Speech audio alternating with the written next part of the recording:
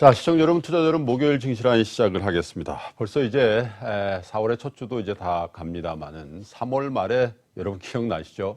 정말 힘들었던 3월을 보내면서 꽃이 피듯이 4월 증시에는 우리 주시장에는 좀 훈기가 좀 돌고 꽃이 만발하는 4월이 됐으면 좋겠다 이런 말씀을 한 두어 차례 정말 바람을 담아서 드렸는데 4월 들어서 장이 3월 하순에 그런 안 좋은 분위기가 언제 그랬냐는 듯이 조금 변화의 느낌이 좀 감지가 되시죠. 봄바람도 좀 불고요. 여의도 윤중로에 벚꽃도 피듯이 지금까지는 그래도 순풍에 돛을 단 듯 잘 가고 있는데 어쨌든 이 분위기가 4월 내내 좀 계속되기를 바라보면서 목요일 증시라인 시작을 하겠습니다. 오늘의 초대 손님은 하나금융투자의 이경수 퀀트 전략팀장을 모시겠습니다. 어서 오십시오. 네, 안녕하세요. 네, 바쁘시죠? 네, 자, 글로벌 증시, 한국 증시, 퀀트의 입장에서 일단 진단을 좀 해볼까요? 어떤 국면에 와 있다고 보세요? 지금 그 추세적으로 보면 유동성 장세는 맞는 것 같습니다. 그래서 외국인들 수급이라든지 이런 측면은 조금 긍정적이다 이렇게 좀 생각을 하고 있습니다. 예. 다만 좀 이 변동성이 있는 거죠. 이 수급이라는 거는 결국 이제 G2 무역 전쟁에 대한 어떤 정치적인 이슈하고 연동이 되는 상황이고, 그리고 이 경기가 안 좋다라는 거에 대한 어떤 그 차선책 이런 것들로 각국의 이제 유동성 정책으로 이제 돈을 다시 풀겠다라는 컨셉으로 전체적으로 글로벌 증시에 대한 수급적인 요인은 나쁘지가 않다라고 정리를 할 수 있을 것 같습니다. 최근에 뭐 외국인들도 국내 증시 계속 좀 들어오고 있죠. 그래서 이런 부분들은 괜찮을 수 있다라고 생각을 하는데, 이제 그 펀더멘털이 문제가 될 수가 있는 거죠. 이 펀더멘털의 부진을 과연 이 수급적인 이슈로 유동성으로 막을 수가 있겠느냐라는 건데, 사실상 이 글로벌 경기에 대한 우려 이런 것들은 이제 지수에 어느 정도 반영이 됐었다라는 측면으로 이제 생각을 해본다면 전체적으로 이 펀더멘털도 약간 바닥을 좀 잡아간다면 이 유동성 정책에 대한 어떤 그런 호재가 주시장에는 상당히 좀 긍정적으로 반영이 될 수가 있다 이렇게 좀 생각을 하고 있습니다. 이경수 팀장께서는 작년에도 그랬고 아마 올해 초에도 한 번 정도 나오셔서 지금 수급도 굉장히 좋지 않게 꼬여 있고, 그리고 장세에 대한 전망도 상당히 보수적으로 해오셨거든요. 근데 오늘 제가 진단을 부탁드리니까 이 유동성 정책에 대한 변화가 시장에 좀 반영될 게 좀 남았다, 이런 말씀을 하시는 것 같아요. 네, 일단은 유동성 장세에 대한 분위기가 최근에 좀 많이 바뀌었거든요. 그러니까 죄송합니다. 독일의 그 PMI 지수가 좀 안 좋게 나오면서 전체적으로 뭐 글로벌 경기에 대한 우려가 상당히 좀 부각이 되면서 전체적으로 한번 또 쇼크가 있긴 있었습니다. 그런데 이런 것들이 이제 오히려 더 유동성 장세를 부추길 것이다라는 글로벌적인 어떤 분위기가 감지가 됐어요. 그래서 사실상 이 펀더멘탈을 보면 글로벌이든 한국이든 계속해서 이익이 하향 조정이 되고 있고, 특히나 이 선진국보다도 이 이머징 국가의 이익이 좋지가 않거든요.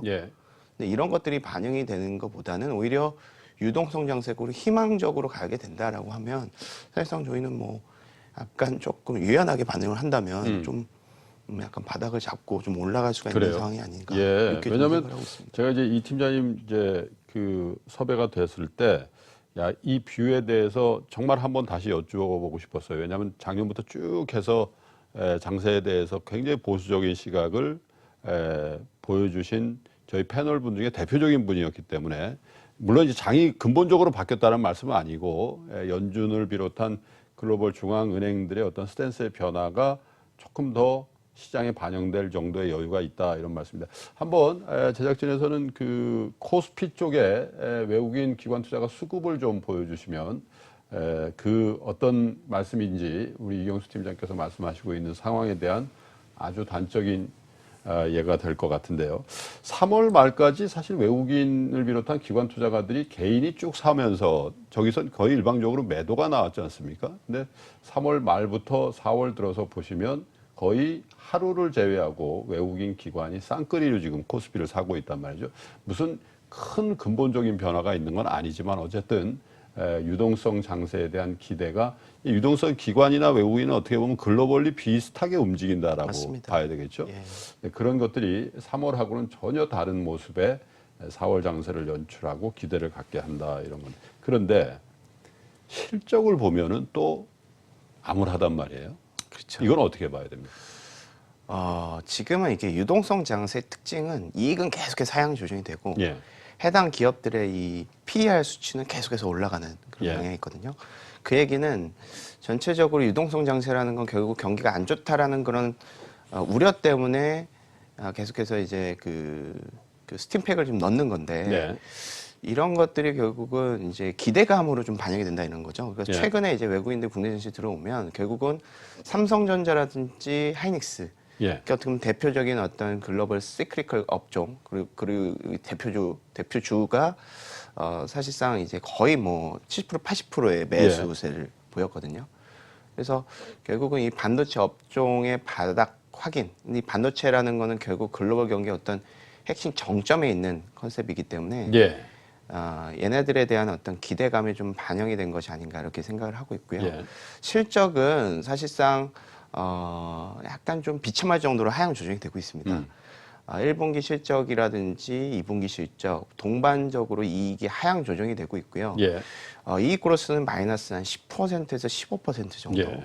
연간으로 봐도 저희 한 15%에서 20%의 연간 감익을 보고 있기 때문에 예. 사실상 이런 실적에 대한 어떤 수치는 물론 좋지는 않지만 전체적으로 이런 유동성 장세와 함께 이익이 바닥을 잡았을 때의 임팩트를 기대하는 그런 수급들 예. 이런 것들이 전체적으로 실적 시즌은 상당히 뭐 실질적으로 이제 파고들면 네. 부진할 수 있겠지만 이런 유동성 정책이라든지 이런 센티먼트의 개선 이런 것들이 예. 조금 더 일본 실적 시즌 이후에 좋지 않다라는 게 그냥 뭐 어떻게 보면은 상수 알려져 있는 거니까. 예, 알려져 예. 있고 이게 그냥 생각보다 이렇게 나쁘지만 않는다면 이런 유동성 장세에 대한 기대감은 좀 이어질 수가 있겠다. 그래서 즉 실적에 대한 수치는 좀 좋지 않을 수 있겠지만 이거에 대해서 실망할 사람은 예.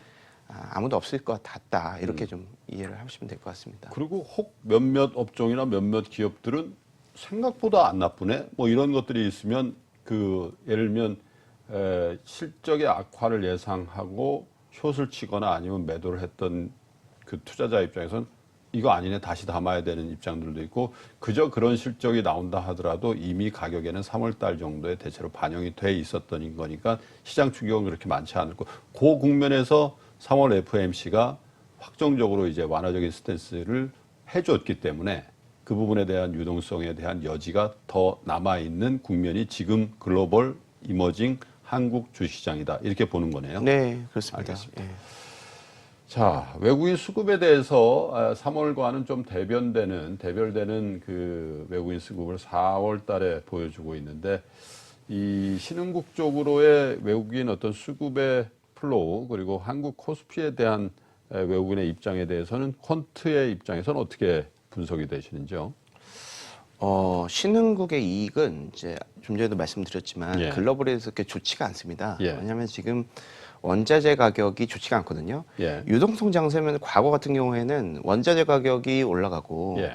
이 원자재를 생산하는 이머징 국가라든지 이런 것들을 가공해서 판매하는 이런 이 선진국 이외의 어떤 이머징 국가들은 네. 사실 이익이라든지 펀더멘탈 상당히 좋아지는 것이 맞습니다. 근데 이제 지금은 제조업에서 비제조업으로 이 시스템이 움직이고 있는 그런 과정인 네. 거잖아요.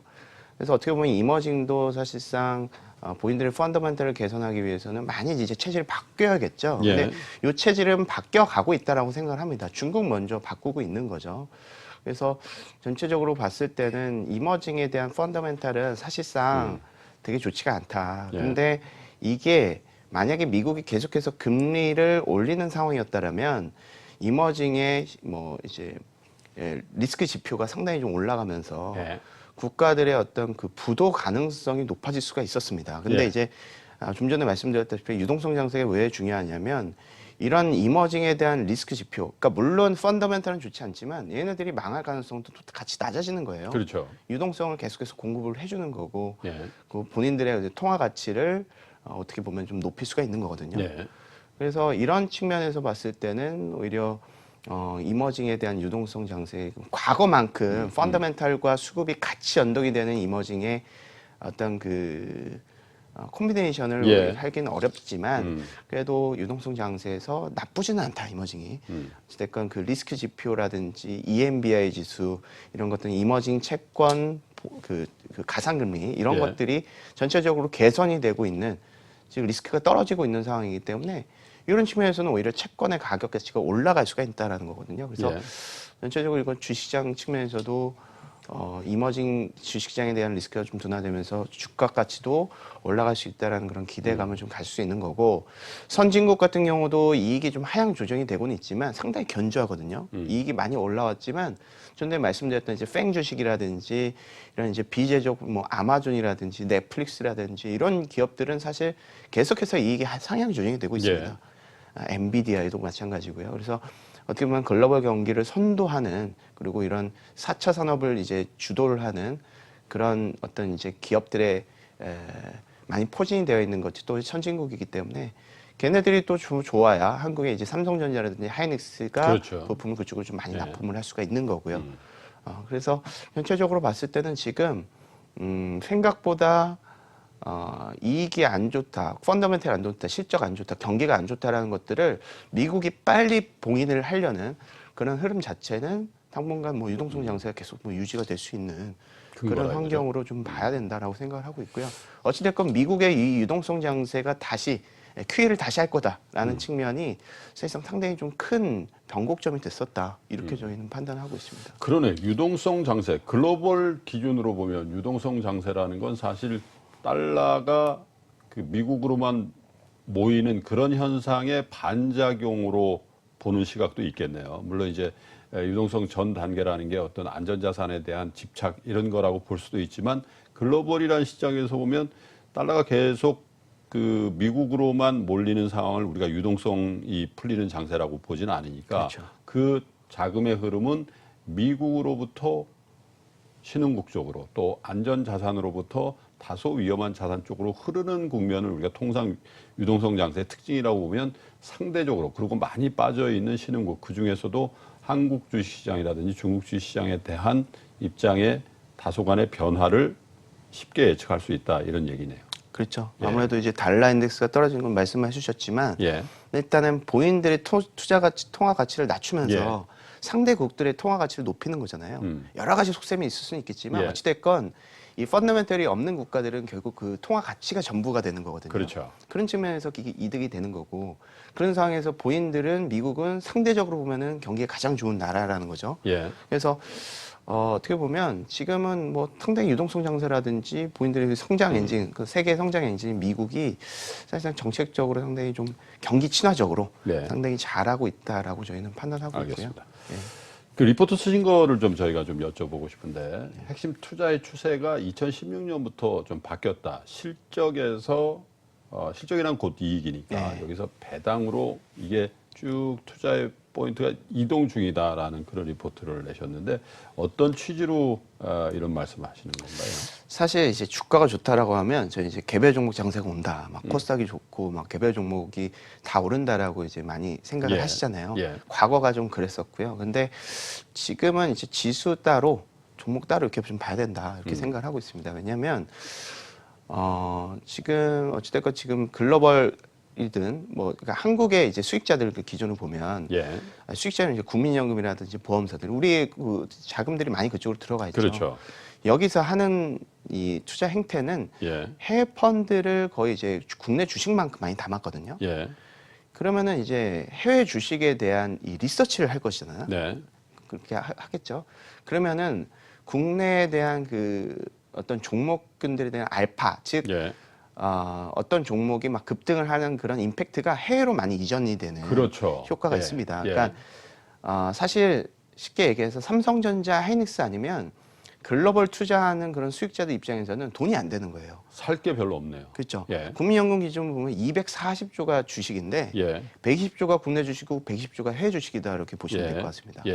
근데 여기서 돈을 벌려면 우리가 이제 뭐 스몰캡이라고 얘기할 수 있는 뭐 제가 중소형 지수는 상당히 좋게 보고 있지만 예를 들면 100억짜리, 200억짜리 어떤 종목군들을 이제 투자를 한들 이게 120조, 240조 이 컨셉에서 돈이 될 수가 없다라는 거죠. 그래서 어떻게 보면 이 알파에 대한 임팩트는 삼성전자하고 하이닉스에만 쏠릴 가능성이 높습니다. 그러니까 걔네들 그러니까 반도체 업종만 보고 한국의 이익 그로스가 가장 좋았던 애들이 결국 예. 이제 반도체고 글로벌하고 가장 이제 커뮤니케이션도 잘 되는 쪽이 그쪽이기 때문에 그쪽으로만 투자를 하겠다라는 컨셉이 예. 글로벌 투자를 하고 있는 수익자들의 어떤 움직임이거든요. 예. 그래서 어떻게 보면 지수가 올라가면은 삼성전자 하이닉스가 조금 덜 올라가고 개별 종목군들이 많이 올라가는 모습이 예. 과거에는 많이 관찰이 됐다라고 하면 지금은 오히려 이제 삼성전자 하이닉스가 지수가 더 움직이게 되고 예. 만약에 지수가 움직였는데도 그 아래에 있는 하부에 있는 종목군들은 예. 사실 좀 약간 변동성이 그전에 비해서 이렇게 약화되는 음. 그런 모습이 나타날 수가 있다라는 것이죠. 예. 그리고 여러 가지 이유가 또 있겠지만은 지금은 액티브 성장 펀드들이 상당히 정체입니다. 네. 성과가 좀 좋지가 않고 요거 펀드를 이제 개인 투자자 여러분들도 그렇지만 예. 수익자들인 기관 투자자들도 이 펀드를 설정을 하지가 않아요. 근데 이제 반면에 이제 배당 펀드들은 많이 설정이 되고 있습니다. 네. 이번 정부 들어서 어떻게 보면 핵심 화두는 기존에 그 벌었던 그 현금을 주주로 많이 환원을 시키자. 네. 국민들한테 환원시키자라는 그런 정책이고 한국의 그 배당 수익률은 글로벌에 비해서 배당 성향이 한국이 22%인데 글로벌 평균이 한 47% 정도 됩니다. 반도 안 되는군요. 근데 앞으로 이제 배당이 계속 늘어날 것이다라는 거를 기대를 하는 거죠. 네. 어차피 이익은 저희 아까도 말씀드렸다시피 이익 하강 사이클에 왔습니다. 예. 그래서 올해 마이너스 한 15% 정도 예상을 하고요. 내년에도 감익이 될 가능성이 높다라고 생각합니다. 그래서 지금 상황에서 국내 증시를 투자하는 알파 측면에서 보면 배당은 계속 늘어나는데 이익은 계속 줄어든다는 거죠. 그래서 이익을 잘 못 믿겠다. 그러면 오히려 늘어나는 배당에 대해서 아하. 우리가 그쪽으로 베팅을 하죠. 추세적으로. 그래서 배당을 안 주는 애들이지만 국민연금 지분율이 높았던 종목군들도 계속해서 의결권을 행사를 하면서 배당을 높이면서 주주환원 정책을 요구를 할 거고요. 아니면은 배당이 상당히 높은 종목군들을 계속해서 투자를 해가지고 그 배당 수익률을 계속 쿠폰으로 받아먹는. 네. 그러니까 지수의 변동성이 클 것이다라는 그런 예상감 때문에 실적이 안 좋기 때문에 그러네. 점진적으로 이런 약간 그 보수적인 그런 전략을 많이 사용을 하고 있는 것 같습니다. 네. 그래서 이런 것들의 그 팩터로 보면 좀 어려운 말씀이겠지만 스타일의 그 수익률을 보면 배당주들의 수익률이 사실 상반기에 좀 좋지가 않거든요. 근데 네. 최근에 상당히 좀 선방하는 모습이 관찰이 되고 있습니다. 예. 그리고 반면에 실적주라든지 성장주가 상반기에 또 1, 2분기 실적이 상당히 좋은데 그 성과가 상당히 좋은데 전체적으로 이익이 안 좋고 컨센서스 잘 못 믿겠고 이러다 보니까 이익이 좋아지는 그런 이 성장주의 어떤 그 테마들이 성과가 좀 약간 변동성이 너무 심합니다. 그래서 지금 상황에서는 오히려 상반기에 배당주를 투자라고 하면 상당히 좀 황당한 얘기가 될 수가 있겠지만 그래도 오히려 이제 배당주가 상반기에 이제 어떤 배당락이라든지 프로그램 매도 이런 것들 때문에 좀 떨어지게 된다면 오히려 매수를 해가지고 항상 한 7월 때부터 상당히 배당주의 아웃퍼폼이 심하거든요. 그렇죠. 이쪽을 노리는 전략이 오히려 조금 더 미리. 좋을 수가 있다. 예, 네. 생각을 하고 있습니다. 그래서 펀더멘털 롱숏 그리고 뭐 실적 관련한 플레이를 저희가 부인을 하는 건 아니지만 옛날에만큼 어떤 그 강력한 힘을 네. 뭐 삼성전자, 하이닉스, 글로벌 투자 이런 것들, 뭐 고배당 투자 이런 것들이 조금 뺏기고 있으니까 오히려 조금 지금 핵심적으로 수급이 들어가는 네. 그런 테마에 조금 그런 스타일에 조금 투자를 그렇군요. 늘리는 전략도 약간 좀 길게 보면 좋을 수 있다 예. 이렇게 생각을 하고 있습니다. 근데 이제 내부적으로 보면 지금 이경수 팀장께서도 말씀하셨습니다만은 글로벌 플레이어 혹은 우리 국내 기관 투자가들 중에서 또는 개인 단의 자산가들 중에도 상당히 이제 해외에 유망한 기업에 대한 익스포저가 늘어나고 있기 때문에 사실 내부적으로 보면 여기에 그 바람에 이렇게 쭉 그 같이 가지 않으면 이쪽에 공백이 생길 거 아니겠습니까? 그래서 이제 예전처럼 개별 종목 좋은 거 잡았는데도 별로 힘이 없어져 버리는, 그죠? 이제 그런 상황이 벌어지기도 하고 또 내부적으로 보면 반도체 집중 현상 때문에라도 외국인 수급이라든지 기관 수급이 여러 군데에서 이렇게 나눠져 있다가 공백이 생겨버리니까 거기만 머물러 있다가는 장이 좀 반등했는데 또 아침에 일어나면 뉴욕 시장은 올랐는데 내 펀드 수익률, 내 포트폴리오는 여전히 저조한 상태로 쭉 가버리는 케이스들이 전보다 훨씬 많이 발생할 수 있다. 이런 말씀이세요. 그렇죠. 예, 맞습니다. 그러면 지금이라도 그러면 해외 투자하고 반도체 투자해야 됩니까? 그러니까 지금 어떻게 보면 예. 이 판이 바뀔 것 같지는 않습니다. 이제 글로벌 투자를 계속해서 늘릴 수밖에 없는 예. 거고 지금 어찌됐건 반절을 지금 글로벌 투자를 해놨단 말이죠. 예. 그리고 그게 또 맞는 컨셉입니다. 왜냐하면 240조의 그 주식을 예. 코스피를 다 살 수는 없는 없죠. 거잖아요. 예. 그래서 글로벌적인 어떤 투자를 하는 게 맞는 것 같고 예. 어떻게 보면은 이 국내 상장 기업들은 이 경쟁자가 생긴 거잖아요. 국내에 상장되어 있는데 글로벌 투자하는 그런 수익자들을 만나서 예. 사실상 글로벌 사업을 하지 않으면 사실 수급이 안 들어간다고 봐야 되는 겁니다. 예. 그러니까 글로벌적으로 어떤 글로벌 기업들과 어떤 어깨를 나란히 하거나 그들과 어떤 그 납품을 한다거나 예. 어떤 커뮤니케이션을 하지 않는다면 예. 사실상 어찌됐건 한국은 이제 부동산 경기도 좋지 않고 예. 금리도 좀 떨어지는 상황이고 이런 예. 상황에서는 그리고 한국은 이제 생산 가능 인구가 계속해서 떨어지고 있거든요. 이게 가장 큰 문제인데 예. 이런 상황에서 그냥 내수주만 집착을 했을 때는 사실상 이 글로벌 사업을 하는 그런 비즈니스하고 또 실적도 차이는 나겠지만 수급적으로도 많이 차이가 날 것이다. 예. 이렇게 좀 생각을 하고 있기 때문에 어떻게 보면 지금 상장 기업들도 약간 글로벌 트렌드에 맞추기 위해서 상당히 좀 노력을 해야 되는 거 아닌가. 아니면 반대로 그냥 국내 증시에 대해만 다시 투자를 하려면 한국이 다시 뭐 이머징이 돼야 되겠죠. 예. 성장이 계속 나와야 됩니다. 그래서 그렇죠. 뭐 통일이 예. 된다거나 4~5%씩 나오고. 그렇죠. 예. 통일이 된다거나 통일이 되면 이제 액티브가 다시 국내 증시 들어와서 한국 주식에 대한 비중이 높아질 수 있는데 예. 그렇지가 않는다면 사실상 글로벌에 대한 아이디어도 사실상 상당히 좀 많이 필요해 보인다. 그리고 글로벌 투자를 하고 있는 글로벌적으로도 커뮤니케이션 하고 있는 국내 상장 기업들에 대한 또 포텐셜도 예. 밸류에이션을 할 수 있어야 예. 사실 이런 국면에서는 좀 알파를 추구할 수가 있지 않겠느냐 이렇게 좀 생각을 하고 그러네요. 이 세계 경제의 역동성이라는 측면에서 같이 이 흐름을 탈 수 있는 회사는 글로벌 시장에서 경쟁을 하고 있거나 그 경쟁에서 승리할 가능성이 높거나 승리를 이미 한 업체일 가능성이 큰 건 자명한 일이고 한국 경제의 어떤 생산 가능 인구의 저하라든지 성장률의 침체로 인한 내수의 부진을 물론 정부도 타개하려고 노력을 합니다만은 그 한 나라 경제를 뭐 정부가 이렇게 한다고 해서 갑자기 기조를 변화시킬 수 없다면 이 저성장 국면에서 계속 계속해서 여기에 머물러 있다면 사실 굉장히 소외될 가능성이 있다. 그렇다면 여기서 만약에 한다 하더라도 그러려면 이익이 아니라 배당을 가야 된다. 네. 이런 말씀이 정리가 탁탁 되는 것 같긴 합니다. 그리고요, 그 외에도 물론 그런 포트폴리오의 변화, 투자의 변화를 마음속으로는 이경수 팀장 얘기가 다 맞는 것 같아요. 그래도 사무실에 앉아서 뭘 하려 그러면요, 손이 잘 안 나가요. 너무 그렇죠. 오랫동안 그쪽에 투자를 해왔기 때문에. 그죠? 그렇죠. 그래서 조금 가볍게 좀 시작할 수 있는 이 퀀트 분석가 입장에서 이런 것도 좀 터치 한번 해보십시오. 이런 것도 좀 힌트를 좀 줘보세요. 저는 그래서 퀀트 기준으로 보면 사실 배당을 뽑기가 되게 쉽습니다. 예. 왜냐하면 배당이라는 거는 갑자기 뭐 1년에 한 번씩 이제 공시를 하거나 예. 분기를 한 번씩 이제 공시를 하는 거잖아요. 예. 그걸 이제 번복할 수도 없는 거고. 예. 어떤 배당 수익이라는 거는 이제 주가에다가 이제 DPS대로 주가를 나누면 바로 나와서 그렇죠. 1년에 이 정도의 수익을 얻으면서 이 버텀에 대한 어떤 확신이 있다라고 하면 그럼 괜찮을 수가 있다는 거거든요. 예. 그래서 저희 고배당주 중에서는 이제 뭐 지주회사라든지 우선주 이런 쪽 금융회사 이런 쪽 저희가 좀 추천을 드리고 있습니다. 예. 그래서 뭐 이를테면 뭐 이제 주효성이나 삼성화재 우선주 이런 쪽은 배당 수익률이 거의 6%에서 7% 나옵니다. 그리고 예.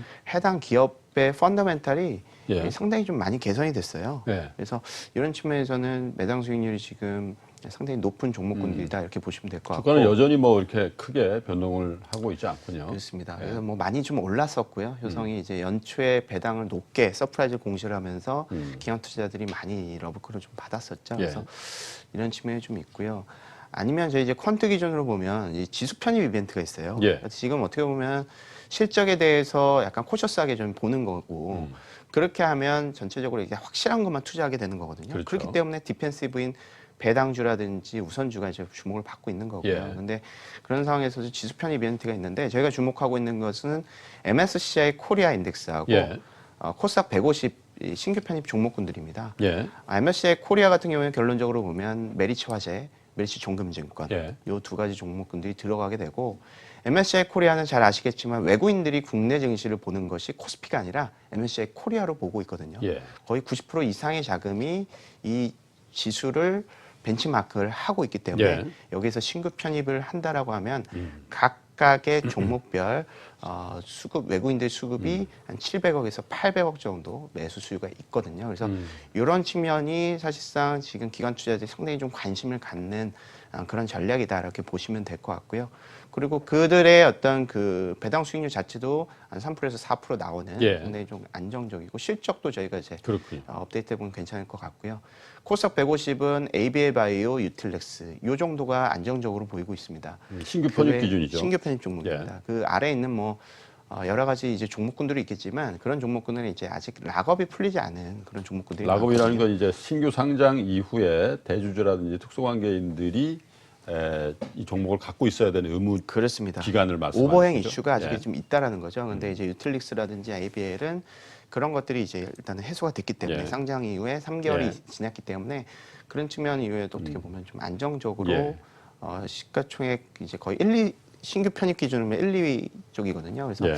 이런 쪽에 대한 그 관심을 갖는 것이 조금 좋고 음. 근데 이제 MSCI 코리아는 5월 말 기준 편입이 되고 코스닥 150은 6월 중순에 편입이 됩니다. 예. 그래서 이 스케줄을 맞춰서 매매를 하는 전략 자체도 상당히 좀 유효할 수 있다. 네. 이런 장세에서는 좀 어찌됐건 뭐 잘 아시겠지만 지금은 액티브가 주가 아니라 패시브가 주기 때문에 즉 패시브라는 것은 결국 선진국이라든지 성장이 없는 쪽에서 패시브의 비중이 높아지는 거고 이 패시브 지수를 그러니까 신규 편입되는 종목군들의 그런 수급을 따라가는 전략도 뭐 현재로서는 퀀트 기준으로 봤을 때는 상당히 안정적인 전략이 될 수 있다. 그렇군요. 이렇게 좀 생각을 하고 있습니다. 예. 지금 말씀해주신 편입 그 종목들은 통상 제가 알기로는 이제 뭐 특별히 이제 코스닥 150 같은 것도 시가총액이 중요하잖아요. 네. 그러면 아직도 시간이 좀 남았으니까 주가가 뭐 다른 장애 악재나 돌발 변수로 빠져버리면 편입 안 될 수도 있는 거죠. 편입 안 될 가능성이 그렇게 높지가 않습니다. 그러니까 특례 편입인데요. 예. ABL하고 특례 편입. 유틸렉스는 그러니까 시가총액 50위 이내에 예. 이렇게 4월 말 기준에 좀 유지가 돼 있으면 괜찮거든요. 네. 근데 예. 지금 ABL 바이오는 한 18등 정도 되고요. 아하. 유틸렉스도 한 29등, 30등 정도 되기 때문에 어허. 그 그 가능성은 거의- 별로 없다. 거의 없다라고 예, 저는 예를 보고 들면 뭐 있습니다. 코롱 그런 사태가 벌어지지 않는 이상. 그렇죠. 그건 리스크가 있죠. 바이오가 예. 지금 현재로서는 뭐. 예. 근데 이제 그 기업들은 많이 올랐군요. 6개월 동안. 저기 그 감사 보고서도 이미 뭐 적정으로 나왔고요. 예. 저희 이제 저희는 이제 이 바이오 기업들을 퀀트로 추천할 때는 사실 그 섹터 애널리스트의 그 뷰를 판단을 하거든요. 예. 그러니까 이제 되게 안 좋게 보는데 이제 퀀트로 좋다라고 하면 예. 사실상 요거는 의미가 없는 거기 그러면 때문에 이제 리서치 센터 내에서 파인 튜닝을 하시는군요. 그렇죠. 튜닝을 예. 할 수밖에 없습니다. 바이오는. 근데 이제 저희 같은 경우는 ABL 바이오, 뭐 유틸렉스 모두 다 뭐 긍정적인 스탠스를 가지고 있기 때문에 바이오 애널 입장에서도 나쁘지 않다. 네, 그런 상황이기 때문에 퀀트 입장에서도 수급적으로는 좀 괜찮을 수 있다라고 얘기를 말씀드릴 수가 있는 거죠. 그리고 요 외국인들이 그 이제 기관 투자자들이나 외국인들이 인덱스를 신규 편입 종목군들 사는 컨셉이 네. 4월 말 기준에 어떻게 보면 한 달 정도 남았죠. 그렇죠. 그 정도까지 올라갔던 그 비중을 연말에 이제 죄송합니다. 연말이 아니라 동시 만기일 종가로 사는 거기 때문에 예. 사실은 사줄 수급이 있다라는 컨셉으로 이해를 하시면 될 것 같습니다. 그래서 현재로서는 뭐 이런 전략이 기관 투자자들 혹은 사모펀드에서는 상당히 먹힌다 이거죠. 유행하는 전략이다 예. 이렇게 보시면 될 것 같습니다. 그러니까요. 퀀트 애널리스트 또 이경수 팀장님 같은 퀀트 팀장님을 이렇게 모셔서 얘기를 해보면 굉장히 어떻게 보면 감정을 빼요. 애널리스트들 예를 들면 업종 애널리스트나 매크로 하시는 분들을 이렇게 모셔서 말씀을 들으면 본인이 이제 한 얘기 그런 것들 때문에라도 본인의 기조 이런 것들에 크게 흔들림이 없는 쪽으로 쭉 이렇게 하려는 그런 걸 느끼거든요. 제가 앵커를 오래 하다 보면. 근데 퀀트를 하시는 분들은 굉장히 어떻게 보면 냉정하다. 왜냐하면 숫자를 가지고 또 그 이벤트의 어떤 계량적인 효율성, 뭐 효과 이런 것들을 그냥 냉정하게 분석을 하기 때문에 그래서 저희가 가급적이면은 퀀트 하시는 분들도 한 달에 한 번 정도는 모셔서 이런 얘기를 듣는데 들을 때마다 그런 생각이 좀 듭니다. 좋은 의미에서 말씀드렸고요. 자, 그러면 4월 시장 전망을 좀 부탁드려야 되겠어요. 4월 달에 들어서 굉장히 분위기가 일단 바뀌었는데 이게 물론 이제 기간의 연속성이라는 게 큰 의미는 없겠죠. 그 사이에 지수의 변화 또 수급의 변화가 있으면 또 바꾸실 텐데 일단 하나금융투자의 퀀트의 입장에서 뷰를 좀 들어보겠습니다. 저희는 4월은 지수는 상당히 좋을 수가 있다라고 생각을 합니다. 예. 일단 뭐 근거는 아까 말씀드렸다시피 일단 외국인들 수급이 주가 될 수 있다. 이것은 글로벌 자산의 위험 선호도, 즉 예. 미국의 이제 유동성 효과다라고 보시면 될 것 같고요. 예. 이런 상황에서는 이제 수급은 계속 좀 줄 수가 있는데 예. 지금 상황에서는 아이러니하게 올해 감익폭이 가장 큰 반도체 업종만 사실 상당히 조금 수혜를 받을 수 있다. 어허. 이렇게 생각합니다. 아까도 예. 좀 전에도 말씀을 드렸지만 지금 기관 투자들이라든지 이 보면 외국인들 좀 보면 계속 이제 반도체를 좀 사고 있는 이유가 예. 이 반도체 업종 같은 경우에는 이제 글로벌 플레이어란 말이죠. 예. 그리고 얘네들이 지금 많이 주가가 좀 많이 빠져 있습니다. 빠져 있죠. 예. 그러다 보니까 지금 뭐 이익이 안 좋다라고 하더라도 얘네들을 팔고 다른 쪽, 그러니까 경기에 대한 기대감, 유동성 형체가 없다라고 하면 예. 그런 중소형주에 대한 리서치를 해가지고 중소형주에 대한 그 개별 종목군을 많이 투자를 하겠지만 어쨌든 경기 바닥에 대한 그런 기대감이 유동성 효과랑 같이 가미가 되는 상황이기 때문에 지금 컨셉스추얼하게 보면 글로벌 투자도 하고 있는 입장에서 예. 삼성전자하고 하이닉스가 레버리지 효과를 받으면서도 그렇죠. 지수도 같이 반등시킬 수 있는 가장 효과적인 수단이라고 보고 있거든요. 그리고 반도체만큼 배당을 많이 주고 예. 재무 구조가 좋고 이런 상황, 이런 그런 중성이 없다라는 거죠. 그래서 오히려 지금 상황에서는 오히려 지수에 대한 베팅과 함께 인덱스보다는 오히려 반도체가 조금 더 아웃퍼폼을 하고 나머지 이제 뭐 내수주라든지 예. 이런 쪽은 약간 좀 언더퍼폼, 그러니까 변동성이 이렇게 크지가 않은 상황을 조금 예상을 하고 있습니다. 근데 이 반도체 또 바닥 논리는 사실 이제 기대감 뿐이기 네. 때문에 사실 실제로 그렇게 되는지는 좀 지켜봐야겠죠. 그렇죠. 예. 이게 그건 뭐 인덱스, 실적을 계속 업데이트 하실 거니까. 그렇죠. 계속 예. 업데이트를 하고 이게 인덱스가, 그러니까 외국인들 수급이 들어와서 그들이 올라가는 건지 기대감으로 올라가는 건지 실질적으로 실적이 올라가서 올라가는 게 조금 더 좋다라고 생각을 하고 있거든요. 예. 그래서 사실상 반도체 업종군 같은 경우도 예. 임팩트를 잘 보시면서 그러니까 예. 지수하고 약간 베타가 좀 크게끔 반영이 될 가능성이 있습니다. 외국인들이 좀 외국인들이 좀 팔게 되면 사실 반도체 업종이 아웃퍼폼하면서 실적으로 막아주는 게 아니라 예. 오히려 같이 무너질 수가 같이 있다는 무너질 거죠. 수 그래서 그러면 지수 플레이 측면으로 반도체 업종의 어떤 베타 전략을 좀 변동성 전략을 조금 전략으로 아이디어로 좀 활용하는 것도 나쁘지 않은 것 같고 4월 한 달 동안만 보면 반도체 업종이 그 코스피 지수를 아웃퍼폼 할 수 있을 것 같다. 네. 이렇게 좀 생각을 하고 있습니다. 하긴 외국인 입장에서 보면 기관 투자가도 뭐 큰 기관 투자가 입장에서 마찬가지입니다만은 삼성전자가 상장 이후로 처음으로 분기 실적이 안 좋을 것이라고 이례적으로 예고를 해주는 회사니까. 네. 그럼에도 불구하고 사실 뭐 적자가 난다든지 그런 게 아니라 감익은 감익인데 하여튼 엄청나게 많은 이익을 내고 있는 그걸 잊어버리면 안 된다는 거죠. 그러니까 거기를 팔고 딴 데 가서 뭘 해야 될 때를 못 찾고 그렇죠. 또 유동성이 강화되는 측면이라면 코리아를 산다 그러면 삼성전자 하이닉스 일단 먼저 사놓고서 그다음 나머지 돈으로 좀 본다 이런 거 아니겠어요? 네, 그래서 저희 뭐 리포트에도 나왔지만 지금 기관 투자의 매매 그 비중을 볼 수가 있어요. 예. 삼성전자하고 하이닉스는 주가는 불명 빠졌잖아요. 예. 근데 계속해서 매매 비중이 높아지거든요. 예. 그러니까 지금 어떻게 보면 기관들은 삼성전자하고 하이닉스에만 생각을 하고 있는 거죠. 걔네들이 바닥 잡고 올라갔을 때 그 레버리지 효과가 다른 종목군들을 리서치해가지고 뭐 올리는 그런 임팩트보다 더 크다라고 생각을 하는 거고. 예. 그러면 지금 어찌됐건 그 경기에 대한 어떤 바닥 논리, 유동성 장세의 어떤 핵심 수혜는 반도체 업종에 있을 수 있다라고 생각을 하는 것 같습니다. 네. 어찌됐건 그 공급 축소에 대한 어떤 이슈도 있고요.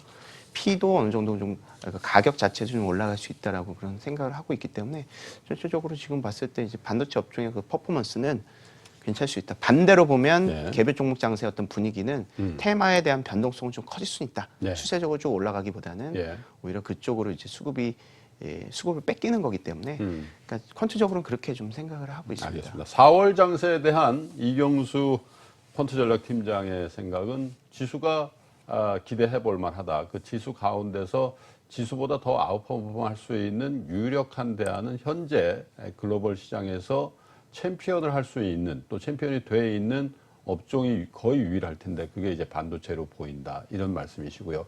개별 종목단에서의 변동성은 커지나 그 부분에 대한 변동성을 우리 투자자 여러분들이 오롯이 다 수익으로 구현하기에는 지수라든지 반도체 업종에 대한 난이도보다는 조금 어려워질 수도 있겠다 이런 말씀으로 들었습니다. 자, 하나금융투자의 퀀트 전략을 맡고 있는 이경수 팀장과 말씀 나눠봤습니다. 팀장님 고맙습니다. 네, 감사합니다.